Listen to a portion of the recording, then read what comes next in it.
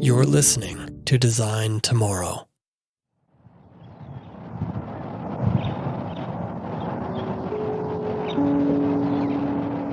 Do you think about the future?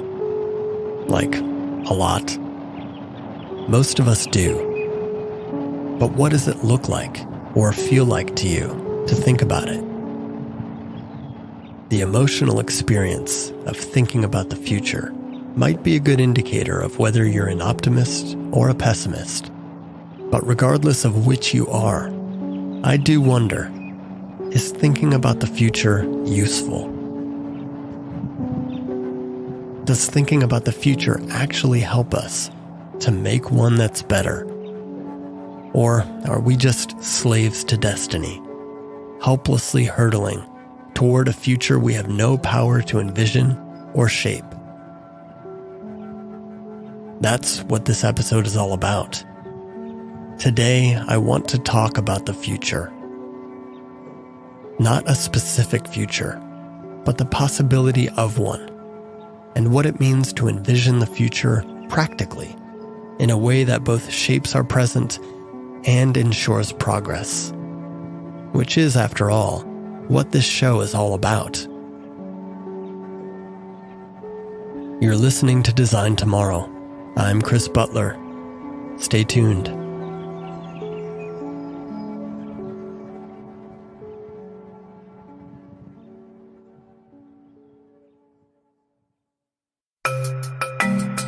Design Tomorrow is a podcast about design, technology, and being human, which, admittedly, is a lot to be about. But in all things, we hope to grow in our awareness that what we do and think today can create a better tomorrow. You can follow the show on Twitter, Facebook, and Instagram at Design Tomorrow. Just leave all the vowels out. So that's at DSGNTMRRW. You can also visit the show's website at designtomorrow.co. And if you want to get in touch directly, you can email me at chris@designtomorrow.co. I'd love to hear from you. And now, let's get back to the show. A few days after my wedding reception, I took several bottles of leftover wine and tied a simple label to each one with some string. On each label, I inscribed a date. The first was just 1 year away. I imagined my wife and I opening that bottle on our first anniversary, perhaps right there in the kitchen where I stood. I imagined food cooking. I imagined our dog and our cat, who are always in the periphery when we're in the kitchen, standing nearby, hopeful for a morsel of something. I imagined music playing. We're happy, just as we are today. On the second label, I wrote a date 5 years into the future. As I fastened it to the bottle, I wondered what might be different then. Would we still live here? Would we be more than just she and I? Would we be less? On the third label, I wrote a date 10 years into the future. Now that I'm in my 30s and can trace back that far and still find myself an adult, I find thinking in decades much, much easier. Well, functionally anyway, but not emotionally. Not yet. 10 years still scares me. A decade, as I've soberly discovered, can pass by so quickly. And yet, it can contain so much. Joys and sorrows. Surprises. Standing in the kitchen that day, I imagined that 10 years into the future, whole people who did not exist then could be living and learning and imagining time for themselves. I imagined that some of them might look a lot like my wife and I and call us mom and dad. I imagined that 10 years in the future, people who are here today could be gone. People I love. People I wish could be with me forever. I could be among them. All in just 10 years. And that label I tied on slowly. Then I wrote the fourth date, and I stared. 2035. 10 years is sobering but possible. It's scary but not terrifying, if that distinction even makes sense. But 20 years. When I wrote that date on the label, 20 years prior was 1995. I was 15. I can remember that age very clearly.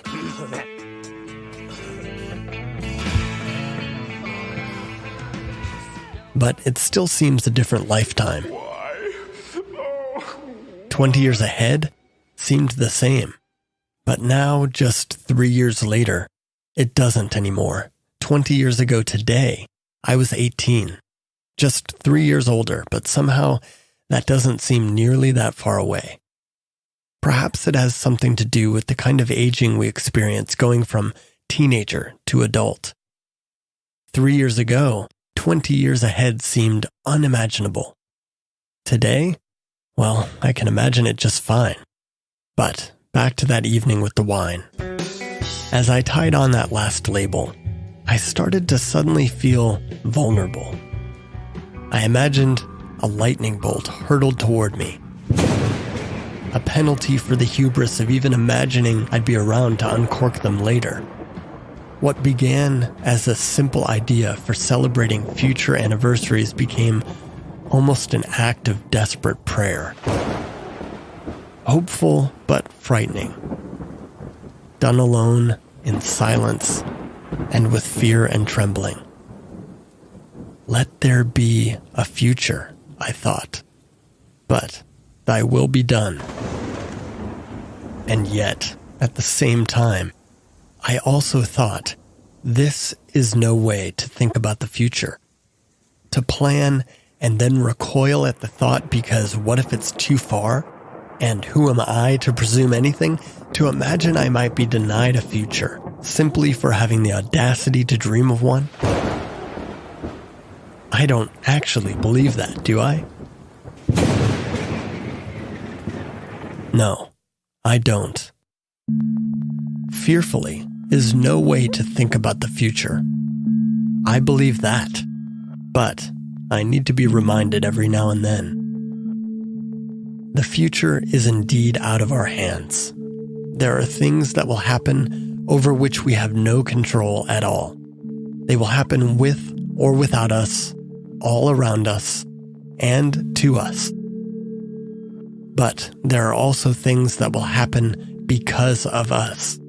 Things that only we make possible.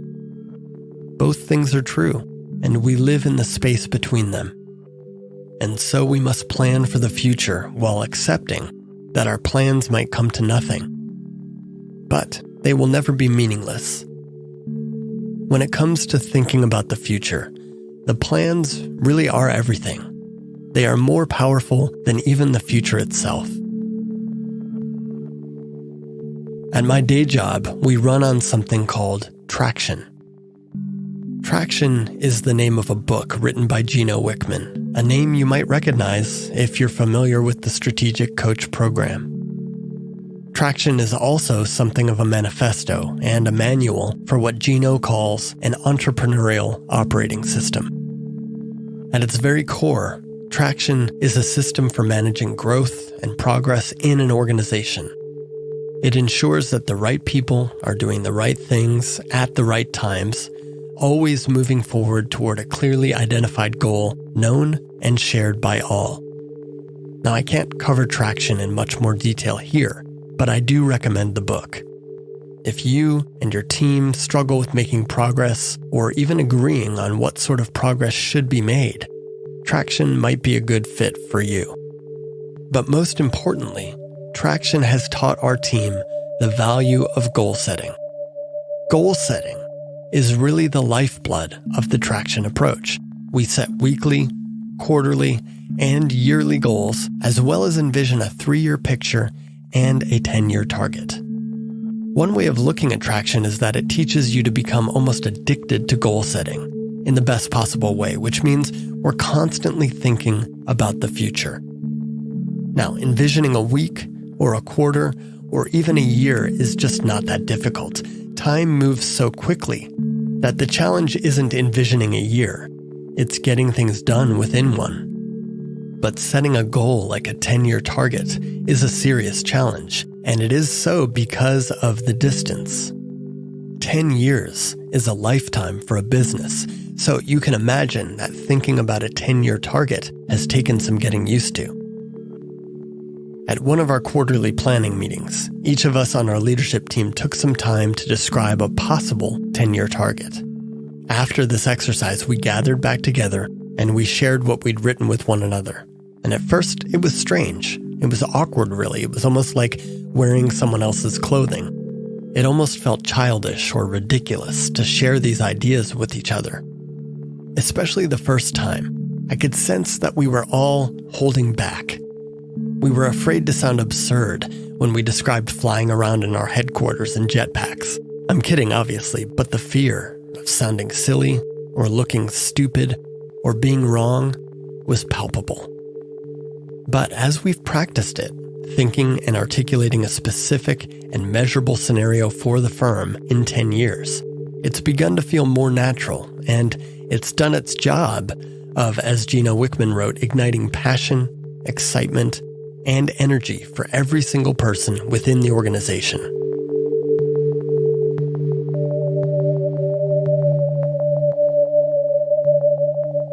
Setting a 10-year target is like following the yellow brick road to the Emerald City. Follow the yellow brick road? Follow the yellow brick road. Follow the yellow brick road. Follow the yellow brick road. Follow the yellow brick road. When you first set out, you can barely see the city far off in the distance. It's just a fuzzy, glowing, green lump on the horizon. But what you can't see with your eyes, you fill in with your imagination. In your mind, you see the city in all its splendor. You see the buildings, the roads, the bridges and arches. You see people coming and going. You see every radiant brick. But with each step you take along the yellow brick road, the distance between you and the Emerald City shrinks. There's Emerald City! Oh, we're almost there at last! It's beautiful, isn't it? Just like I knew it would be. The closer you get, the better you can see the actual city. Its detail replaces your imagination. As you near the gates and the city fills the horizon, virtually everything you imagined is replaced by what is. If the city is the future, then the walk to it is life.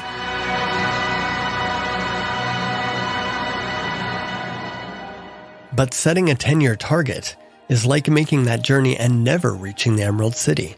It's always a 10-year target. If we set one this year, it doesn't become our 9-year target next year, and our 8-year target the year after, and so on, until we arrive there at our target 10 years later. A 10-year target is a permanent 10-year scope. It's the hazy Emerald City in the distance forever. The one that catalyzes our imaginations and ignites our passions. The purpose of the 10-year target is the power it brings to now, not how accurately it predicts a day, a decade from now. This little mental exercise shows that thinking about the future is not an act of management, of knowing things and arranging them and being right. Instead, it's an act of inspiration. It's about active imagination. And as it turns out, saving those bottles of wine is exactly how to think about the future. Fearing I might not be around to drink them is not. They're a symbol of hope for the beginning of a new stage of life, for the endurance and maturation of love, for a future.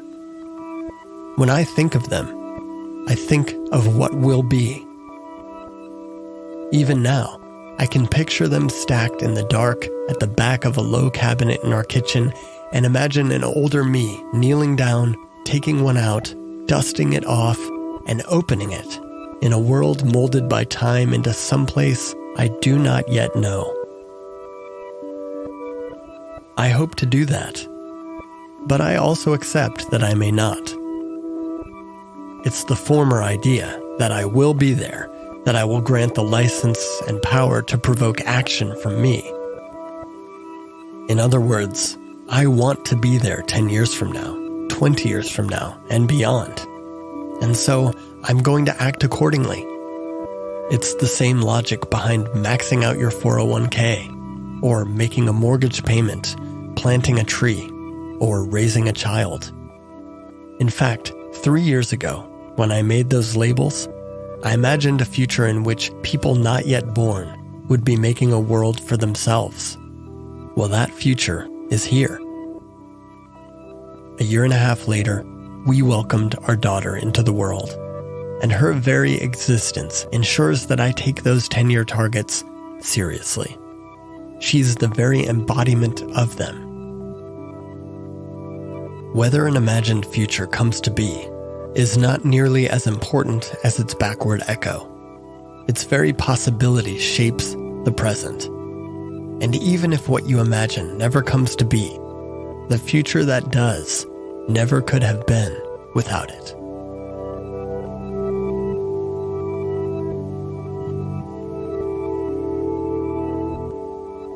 Well, friends, that's it for today. I hope you enjoyed this episode of Design Tomorrow.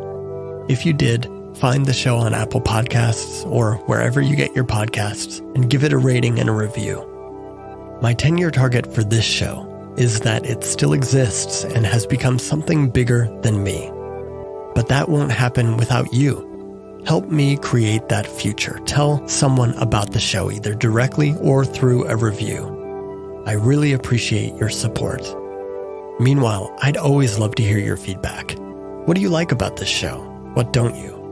You can email me at chris@designtomorrow.co, or you can tweet me at designtomorrow. Again, that's at DSGNTMRRW. If I don't hear from you, thanks for listening. And remember, what we do and think today can create a better tomorrow. See you then.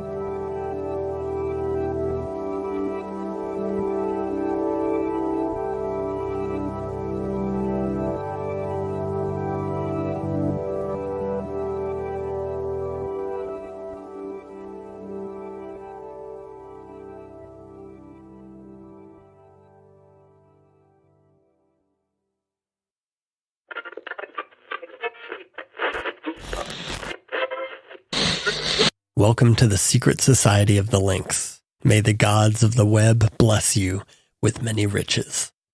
Okay, so if you're new to the show, what I do here after the credits is I'm going to read a bunch of links, which, if you want to click them, can be found in the show notes below the player. Here we go. Number 1. A Washington Post quiz asks, can we guess your age and income solely by the apps on your phone?